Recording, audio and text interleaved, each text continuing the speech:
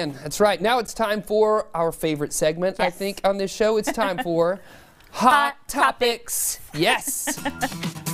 Well, a bittersweet story to start off with. One brewery in Milwaukee paying tribute to the late Penny Marshall.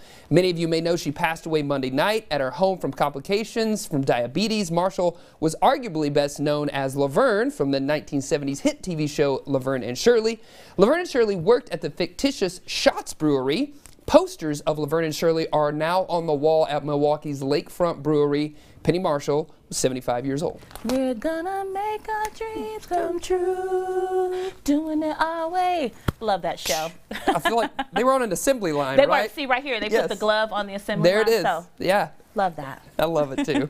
All right, well, actor Macaulay Culkin made me all grown up, but he's reprised his role as Kevin McAllister from Home Alone in a new set of advertisements from Google Assistant. I love this story. We've been talking about this all morning. The ads feature nods to scenes from the classic Christmas movie, including Operation Kevin, the homemade meal, and pranking the pizza guy, and of course, the aftershave moment. Yes. I love when the pizza guy, he's like, hey, you already paid? He's like, all right, Merry Christmas, you filthy animal. Yeah. I watched that movie last night. Did you? I wouldn't say I sat down and watched it, but it was on TV. Yes. We turned it on as we were doing some other things. So, Yeah. And then this story came across my feed, and I was like, man, all the Home Alone things are happening right now. This is interesting. A new survey finds that most Americans will forget about their Christmas gifts by this time next year. I forget about my Christmas presents the next day. The next day. What did I get? Who knows?